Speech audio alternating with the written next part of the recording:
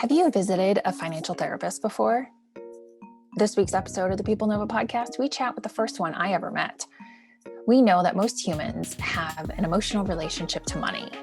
We know which of our friends calculates their dinner bill to the exact amount. We know which family member is always keeping up with the Joneses.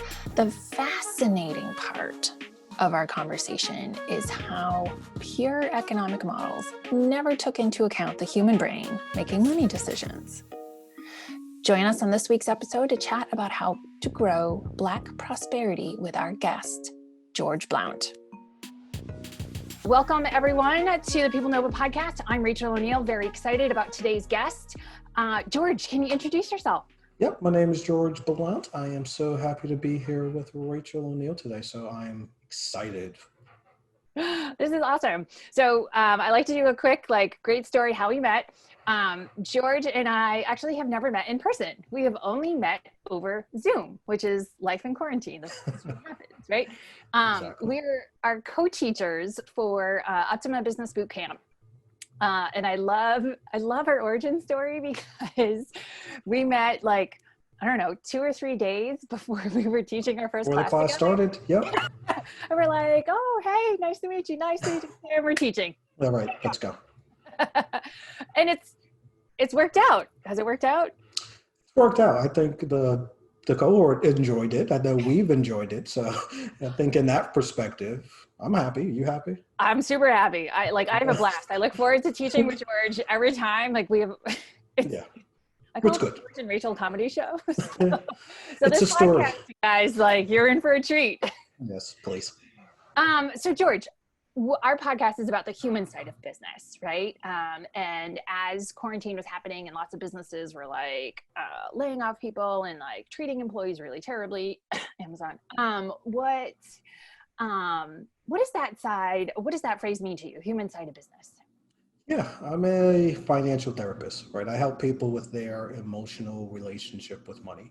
And what that means is I also have a chance to take a look at the external environment and absorb it and know how it impacts people, right? And so the economy in and of itself is numbers, it's dollars, it's fractions. It makes a lot of mathematical sense, but underneath it, it is individuals. And that's one of the the foundational elements of behavioral economics and behavioral science is that you have to apply a human element to every single number, right? Statistics are quantitative, right? But experiences are qualitative, and that's the type of information that helps the economy move. So Okay, that's what I thought of. Yeah. So financial therapist. Yeah. I know. You Everybody hears that and they're like, what happens? Do you sit on the couch?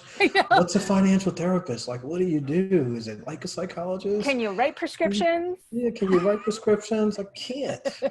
Here's what I can do, right? If you think of the financial world as just having so many different ways to find a home in someone's mind, right? Your accountant or a mutual fund or your 401k or your bank product. So there's all of these ways that products can touch you, right? But we're never taught how to use them appropriately, right? Sometimes you may have a class in school, sometimes it may be in college, but we learn these things from other people, our family, TV, the environment. Is this adulting skills? Are you talking about adulting? Yeah, right? Especially when people don't understand where it's all coming from. You just go with the flow, right? And so financial therapy is a conversation about finances, right? Because that's an entryway into the soul. Let's just say, once you start talking about finances, a lot of other information starts to come out. And I just realized that I couldn't do it. Yeah, that happens too. Yeah, but you realize, similar to Myers-Briggs, it gives you kind of a description. So once people start to talk about their financial problems, and you say, why do you have that problem? Right? You really start to look at it in a similar way to Myers-Briggs. Let's look at the descriptive persona that's here. Let's understand kind of what's possible if you are stimulated by this type of behavior, right? This type of emotional response that does this to you.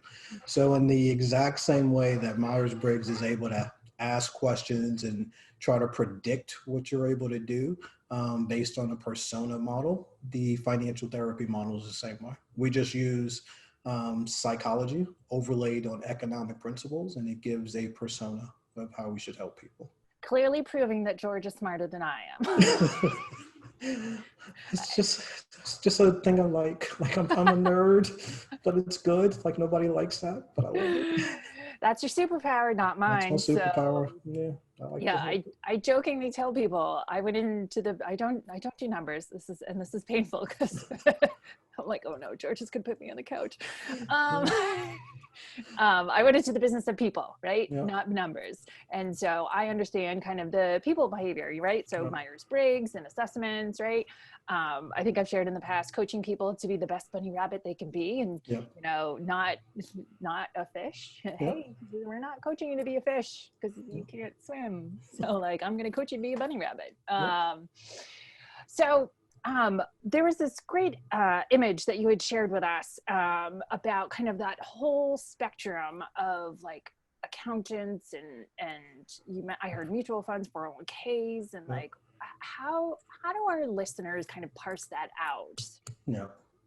Yeah, I think one of the things I try to communicate to people is that if you are a consumer, you're stuck in the middle of like this financial sea of kind of names and titles and people and places, and you don't really know which way is up.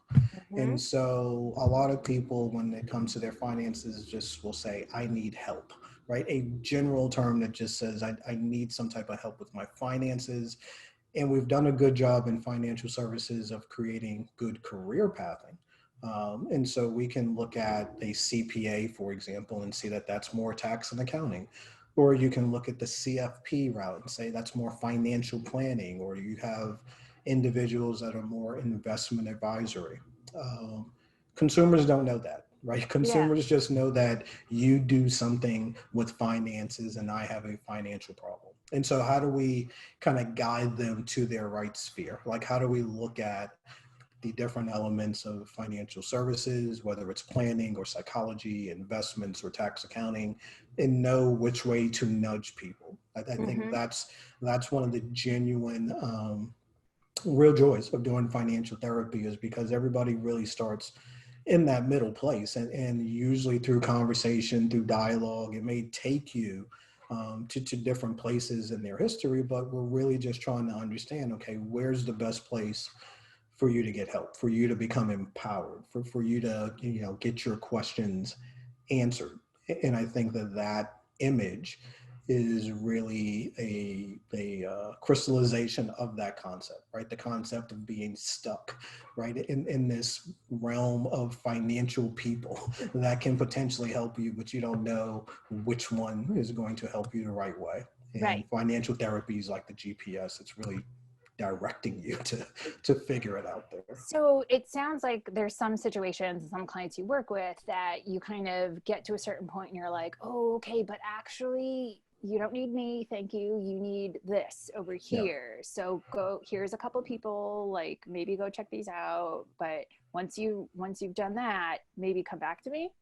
Yeah, so I would say it's definitely a secondary service as opposed to primary. So I think a lot of times, obviously you want to keep clients, but I want to keep clients, but the way that it works is that it's a intervention. If I were working with a counselor, a marital counselor, for example, there may be a point in that marital counselor's counseling sessions with a couple where he says, you know what, like there are some financial issues here, right, that you really need to figure out and you need someone's help to dive into, right? Also, like that financial professional needs to know that there's some marital issues here and communication issues here, and so you need to do that. Let me have you talk to my partner, right, who will be able to not only ask and kind of understand the financial aspects, but is also capable to understand kind of spousal conflict and marital conflicts and how to get through that conversation, right? Once we get through, you are able to go back and say, okay, finish off that part, right? And so the other way is I'm able to start a conversation, which is, hey, I have some financial questions, right? Or there are some things that are keeping me from achieving my goals. I can always take that as far as an individual wants to go, but I want them to be empowered, right? Never stay with me forever because I don't need to be your handle or your crutch, but I can show you the way, right? Mm-hmm. And I'm constantly working towards getting there. Nice. And that's one approach. If I also see that there's problems and red flags, things that are outside of my scope, which is, hey, I'm starting to sense and uncover that, your behavior is beyond me just reinforcing positive psychology and motivational interviewing and some of these general concepts. I think you should really, think of some of these issues that are more red flag. I then have that capacity to refer out to my network as well. And so Yeah. it's a good combination of, I can work with people that are in a similar discipline. I can be there at the origination of financial conversations and take it to its natural progression. Or I can also be there as a form of guidance and understand where I go outside of my scope and know where I can take someone else to get help. And so it's a really fulfilling multidisciplinary type of approach. That is fascinating. Um, do you, I hate to go negative for a second, but do you like help people from the brink of bankruptcy? Yeah, I mean, it's often the case. I think when you look at, let's just say, any type of financial peril, it is normally caused by something, right? And so, how did you get here, right? Let's understand how you got to this point because obviously you just didn't wake up and you ended up in this situation. So, how'd you get here? Mm-hmm. And then by evaluating how you got here, you see, well, did you know what to do or did you not know what to do, right? Did you just make that decision because you had to, or did you make that decision because you knew it and you thought it was right? More times than not, you realize that people either didn't seek out help or just made a decision because they felt it was right. And so you can easily go back and say, let's try to correct some of those things. And you can always say, fix some of the things that allowed you to get to this very bad place, right? And oftentimes I have found that once you get there, right, you are apprehensive to getting there because you don't know how to get out of it and you don't know how to explain it to people, right? Right. But even getting to the point where you know how you got there, you're able to explain what you're changing and how you don't anticipate it moving forward, it makes conversations with anyone better, right? Whether that's collectors or the IRS or anybody else. When you can explain your story and say, I know what I did wrong, here's what I'm going to do instead. And so this is why it's not going to happen again. Not only does it make the person feel better, but if you have somebody that's a creditor, they are going to feel better as well. Okay. So one of the threads that I heard was, the client, didn't know how to ask for help or didn't ask for help, right? Yeah. How, if we have a listener who hasn't asked for help or doesn't know how to ask for help, what would we say to those listeners? Because it's hard. It is, but I think you challenge, right? You challenge someone's sense to just wanting to work, work and die, right? Challenge your ability to just think beyond that, right? What would you do? I find myself not seeking out people that need my help, but challenging everybody to be better, right? So let's just start there, right? Obviously, things will be better if you can just come to me and say, hey, I need help. Can you help me, right? Right. But if you innately believe that everybody can do more, right, than they're doing right now, right? Unless you're doing the thing that you want to do in life. If you just simply believe that everybody's capable of doing more, right? Everybody's capable of fulfilling their dream.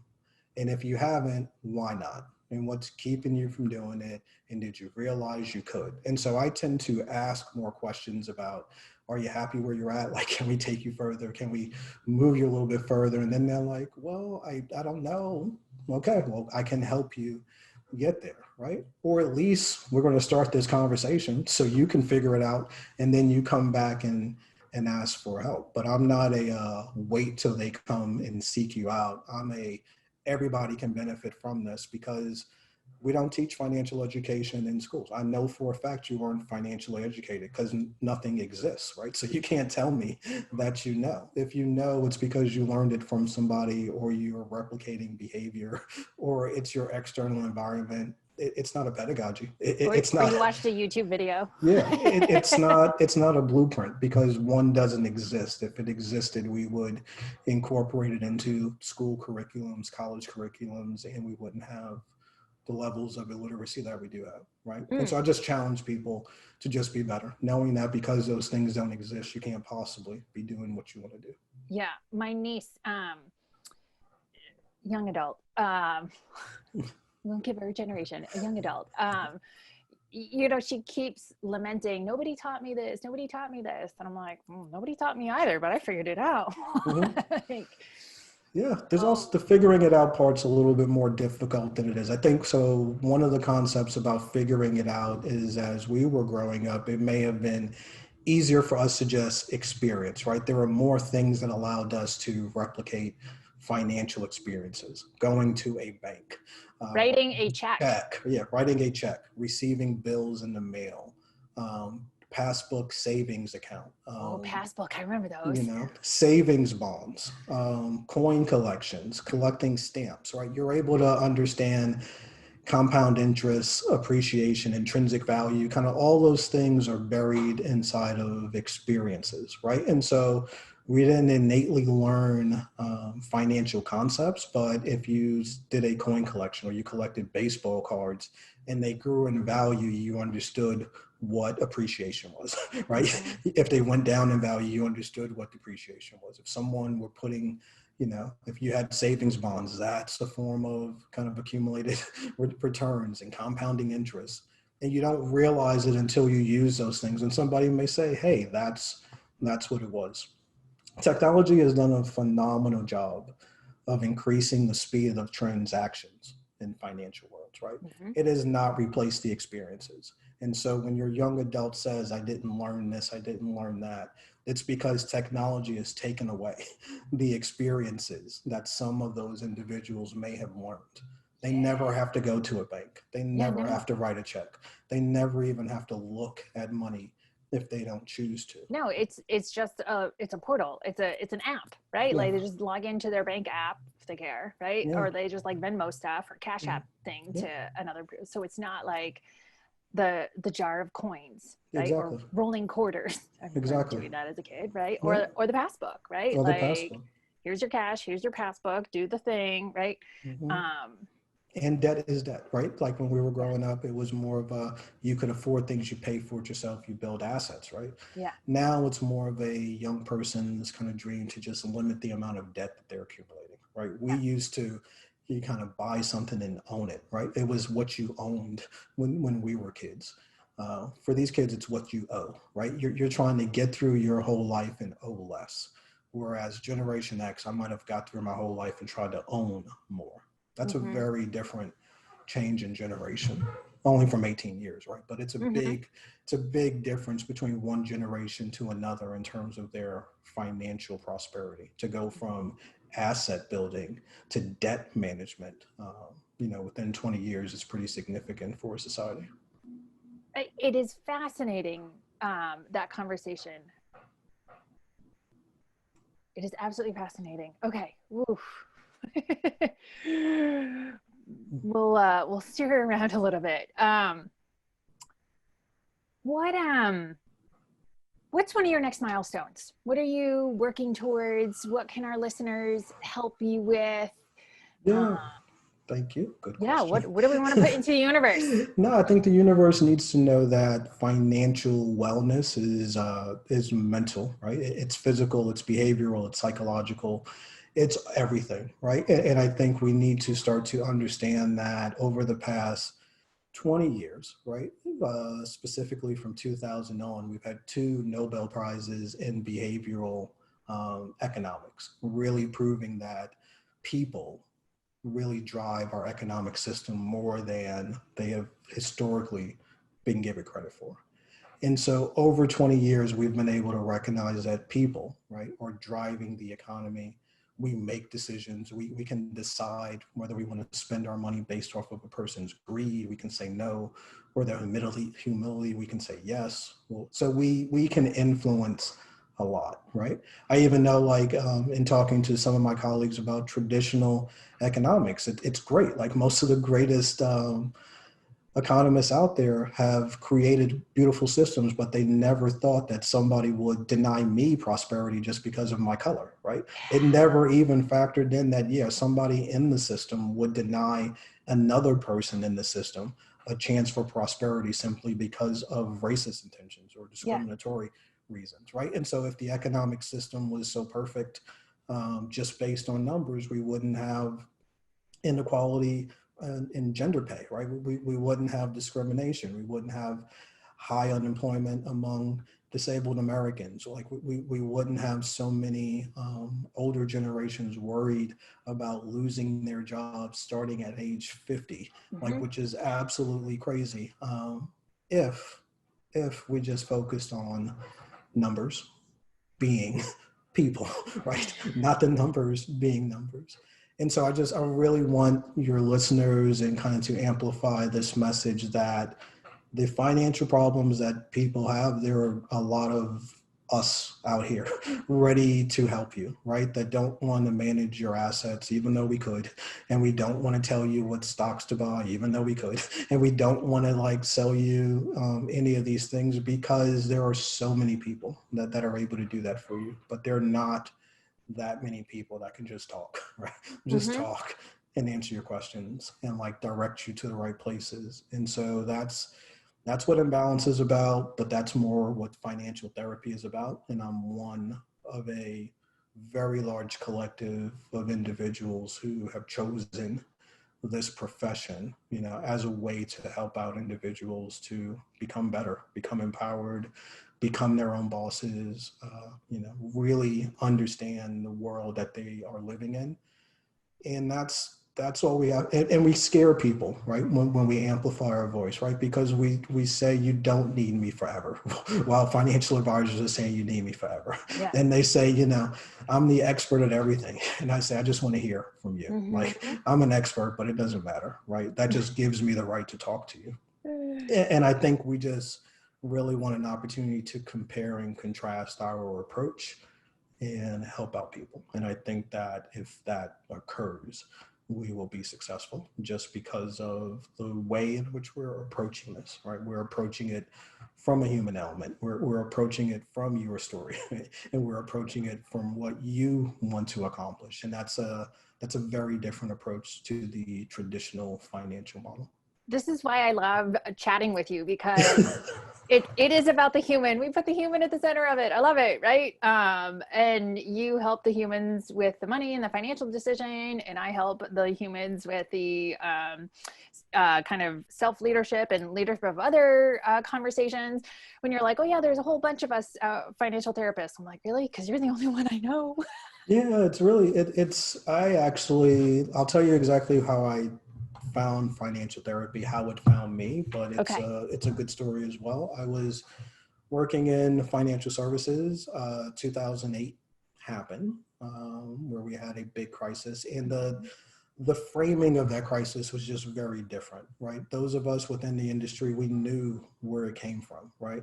But we allowed a narrative to form about irresponsible first-time home buyers and taking out more house than you could buy, and just like the story of kind of, I remember those narratives. Yeah, like it's just like, wow. But then you're like, but why'd that happen, right? Like, why that? Who created those mortgages? Who gave the people banks those mortgages, right?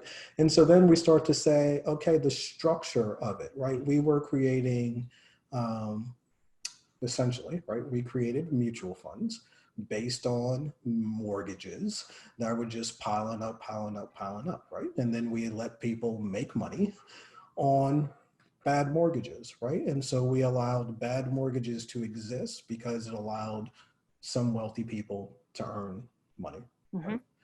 As a result of earning money, it just collapsed the entire housing system, right? By just creating this inequality that didn't need to be there. The majority of people that were in those situations, when you went to them and you actually said, hey, how come you didn't pay this? Or kind of, what's your mortgage rate? What's your loan rate? They didn't know. They didn't understand it, right? There was no concept whatsoever of, APRs or mortgage or what. No, you're getting a great deal. Zero down, sign here, zero down, fine. right? And so you just realize that from that point, there was a massive opportunity to educate, and we just did not, right? And that lack of education led to a collapse. By 2010, we had already developed legislation, created a consumer protection agency to protect people, stopped a lot of the ways that these investments were turning around. Mm-hmm. But the industry didn't do much, right? The Yeah. industry kind of just said, yeah, that was bad, but the market came back and then we ignored it. And there was a lot of us in the industry that at the time were just like, we could do more. Like you were just like, there is a lot. So I started to look in academia and I was like, maybe they just don't know, right? Maybe the industry just doesn't know. And maybe this lonely kid from New York can just go in there and do some research and say, hey, you didn't know about this thing, right? So maybe use this. And that's the point, right? That's the problem. They just didn't know. And that's a lot too, right? Because once I started to do this research and I came back and would offer little things, right? Like a very simple solution to everyone that, for example, after the crash, 2008, there was a rule passed in 2009 that if you had unused vacation time, that you can then use that money to make a 401k contribution instead of letting that vacation time go to waste. I didn't know about that. Nobody knew about that. And the reason why nobody knew about that, something that was approved and passed by the Secretary of Treasury and the President in 2009, the reason why is because no one talked about it. No one actually said, hey, here's a vehicle for people to save more. Because what happens is that if you don't allow the information to go from academia or legislative into the marketplace, there are a bunch of solutions that people never hear of. And I didn't realize there were so many things like that. And then I found financial therapy and I was like, oh, this makes perfect sense. Like this has to be it. And I had tried a couple of other things. I worked in financial education and they didn't want to do that. So after a while, I said, you know what, like if they're not going to fix it, I have to. And that led me to pursuing my doctorate. And it was one of the things that I wrote about for my dissertation. I used the retirement industry as an example. It really makes perfect sense for financial therapy. And I thought that I articulated it well. And so where I probably couldn't change the industry and change, where I was working, I, at that same time, got a chance to put all of that research into a dissertation. Nobody could take it away, right? It's in Google Scholar now. Great. And so there's a literature review and documentation on what retirement is, how it can be different, how we have all these different options. And I didn't want that information to be lost. And so I was able to get a doctorate out of it, but the benefit is that that information is still out there. And there's so much out there in academia. Mm-hmm. And so the story of it is that when you start to focus on, this gap between what we know and what we do, it gives you this huge opportunity. And that's what I have found, right? I just realized that financial therapy is just one of a lot of aspects that fall within this gap of, what we know and what we do. And that huge chasm has so much opportunity. And this was just one of them, buried in academia, kind of just there, existing since 2008, nice little association. I'm doing a presentation for them on Friday as well as we have our annual meeting. We did pro bono work, a bunch of financial therapists. So this is a great initiative and literally nobody knows about it unless we talk about it. So best kept secret. So that's why you're here. Spread the message, Rachel. That's right. Spread it. Yeah.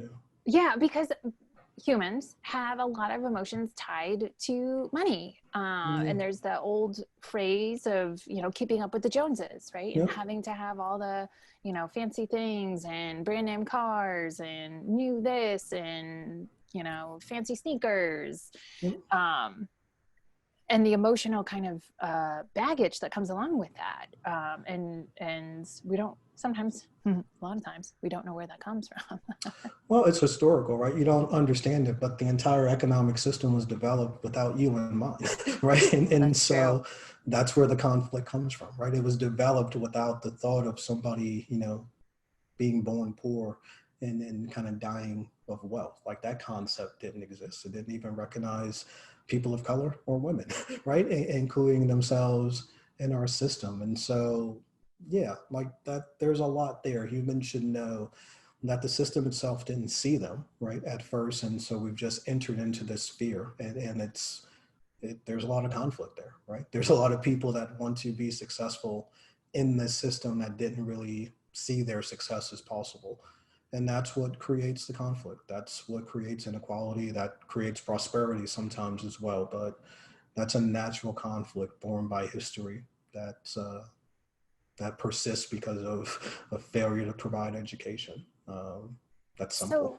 So speaking of history, didn't you do a little bit of research on Black Wall Street? I did. I've done a lot of research on what I would call Black prosperity, and I would say Black Wall Street is one of those. And I think people should know the history of just prosperity, racism, and discrimination in just this lane. If you were to think of a system that never saw people, right? There was no time in our history that actually just said you have to see people. And right after the Emancipation Proclamation, right? So if you were to look at the period of 1865 to about 1920 or so, you're talking about a time where you were supposed to create an inclusive society, not only for freed slaves, but then also for the entire Native American population that had just been kind of moved to the side. Decimated. Right. And so when we look at what happened, there was a group called the Freedmen's Bureau that was created in 1865 by Congress to facilitate this process of teaching people how to acclimate to the financial structure, creating jobs, land distribution, retirement.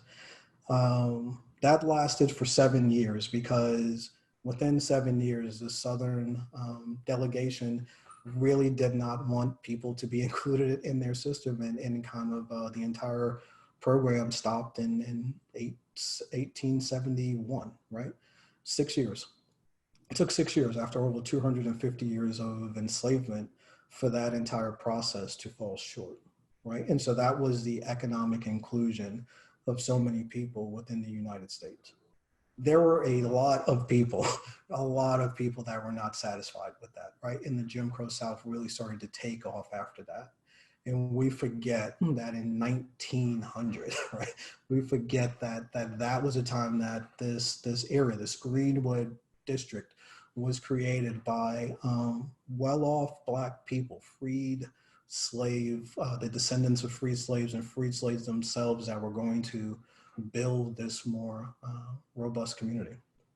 And it's always amazing that we don't talk about the time it takes, right? It took 20 years to build up that community, right? We talk about the day that it burned down, and that's the only thing that it's known for. But no, it took 20 years to build. The dollars in that community changed hands 19 times on average. There was farmland, hotels, travel tourism, all within this Greenwood district, and Black Wall Street was just one part of that entire district. And even after it was decimated through racism and burned down to the ground, they rebuilt it. They rebuilt it over the next, and it thrived for the next 20 years after that. And the only thing that shut it down, right? The only thing that shut it down was the simple fact that segregation ended, right? People were able to go to different areas at that time.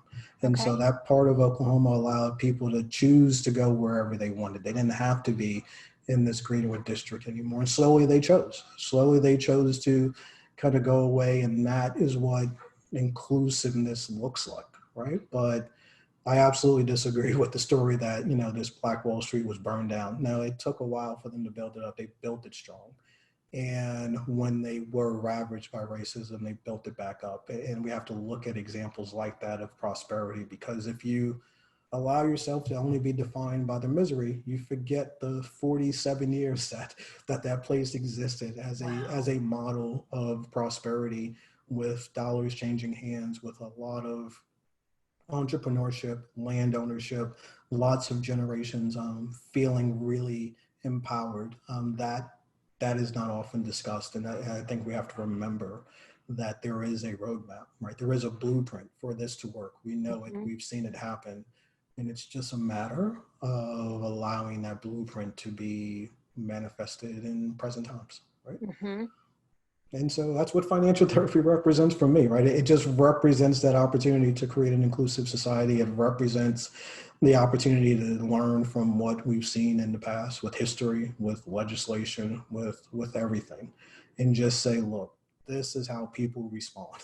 We've seen this, right? We know what's good, we know what's bad, we know what's right, we know what's wrong, right? That's what it really comes down to. It's fascinating. I have to confess, I didn't know about Greenwood, and I didn't know about Black Wall Street until 2020. Mm-hmm.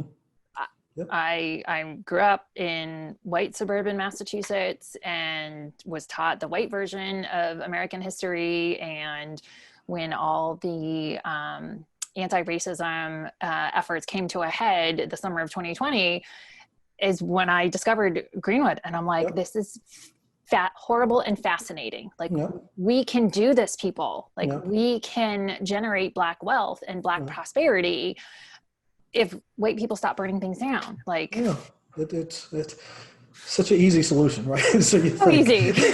I think what ends up happening though is that you really have to think about the role that history plays in communicating it, right? It's up to those of us that have researched it, seen the success, and are able to articulate it. We have to tell these stories, right? We have to do it in ways that make it intriguing. I'm glad I was able to talk about it during one of our cohorts because it was relevant, right, to resiliency, and it was relevant, to the topic of at hand of don't take this as you are done, like this is the end of it. Here's a story that you thought was one way, and it wasn't even completely like that. And I think it's important for people to kind of hear those stories about, the Greenwood District, also about the Freedmen's Bureau, also about Freedmen's Bank and Trust, also about the slave pensions. There are a lot of things that happen that actually could have created sustainable Black prosperity, and it just didn't happen, right? And there wasn't a lot of effort put into it. And if there's a way that we can put that effort into it right now with technology, with the ability to kind of just create good data and really allow that data to grow and create a blueprint that we could then show people the results, show people what it looks like to be prosperous, give them examples. That's essentially what it comes down to. It's fascinating. It's definitely on my reading list to dig into the Greenwood and that element of history. Legacy is one of my personal values, right? And so I always try to leave the next generation in a better condition than when I found it, when I discovered it. And I'm always like reflective of history and been like, okay, like I want to honor the history. I want to honor and acknowledge the good history and the bad history, right? And say, okay, that's what it was. It doesn't have to define how we move forward. It is not a pattern for moving forward. It's just, we have to acknowledge it, and we have to choose our forward, our path today, and we have to take that step.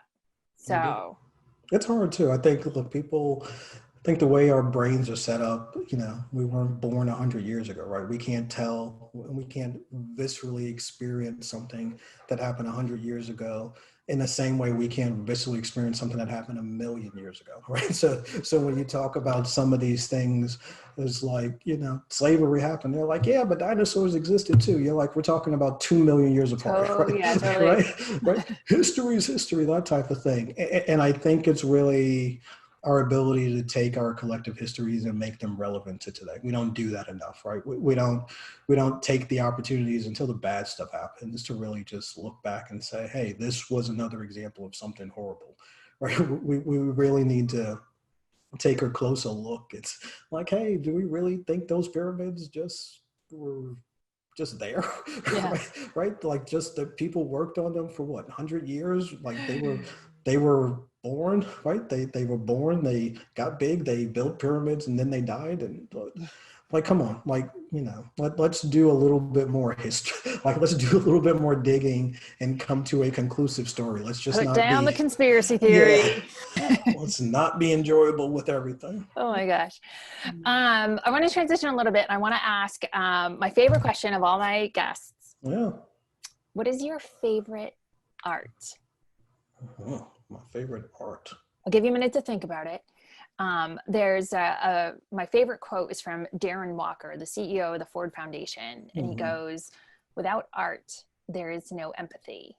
And without empathy, there is no justice. I like that. I am a big fan of music, right? I like music, and I come from a musical family, but I also just believe in the simplicity of it. One of my favorite books is a book called Yes to the Mess by Frank Barrett, and it uses a jazz ensemble to talk about leadership.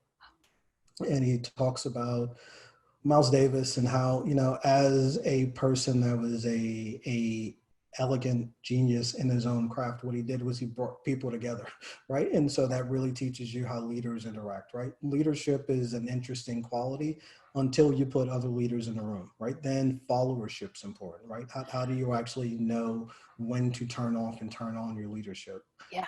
And musicians are able to do that, right? They're able to do that without ego, like especially those that play instruments.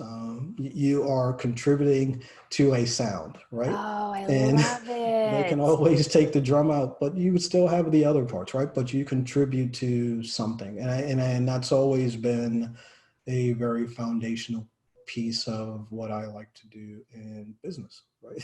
Is to essentially say you're contributing to something, right? It may be my time to lead, but then at some point it's going to be your time. And I need to have the ability of a jazz ensemble, right? If I'm playing the saxophone, I need to know when it's my time, use that time to take advantage of my opportunity, and then gracefully bow out and give another leader the opportunity to do so. And allow all the notes and the sounds to come together in a beautiful melody, or like you said, spotlight somebody else. Yeah, it's not you, it's us, right? And so once you put it all together, like that's where the sound comes from. You sound horrible, right? We sound awesome. Like that's really the elegance of music. I love it. I love it. When I talk about organization culture, when I teach, I used that metaphor of an ensemble, of a musical ensemble, right? Like it's not about the one person, it is and their skill on the guitar or saxophone, right? It is about how they co-create the magic, how the jazz ensemble came to be, how the Beatles came to be, right? Like it is the whole. It is not about the individual ego. Exactly. And it's hard for leaders to toggle that, right? But it's also a skill, right? It's true leadership, right? Like I think like it's the hardest thing. There are a lot of name leaders, right? Leadership means that you have to be able to bow out, right? And so if you literally cannot, I would question whether you have leadership, right? It's a really fundamental trait. You have to know when to back off a little bit, right? You're not always in charge, right? You're a leader. That doesn't mean you're always in charge. Yeah. And so I think that that's one of the things that we have to look at.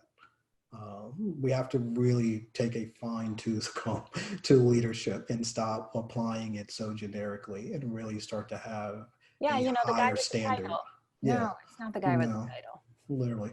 If you don't know how to step back, you're not a leader, right? No. If you don't know how to recognize that you're in a room with other leaders and that you need to both coexist as well as articulate your strength, that's going to be an ultimate failure at some point. I think our listeners got a couple great nuggets out of this conversation. George, thank you so much for joining us. We're going to put a couple links definitely to that jazz book. It'll go on my book list and a couple other resources for our listeners. So I really appreciate your time. Thank you so much. No problem. Thank you so much, Rachel. Thank you for joining us on the People Nova podcast. My name is Rachel O'Neill. The team here at People Nova Human Capital would love to hear from you. We are always curious to hear from our listeners. So go ahead and send us an email, podcast@peoplenovahc.com. with your workplace questions or suggestions for who you'd like to see on our show. If you send us an audio memo, we may include your question on the show. Lastly, we are here to amplify. Our guests are amazing entrepreneurs, and we want you to forward our newsletter to someone in your network who needs to know the amazing things our guests are doing, so together we can make an impact.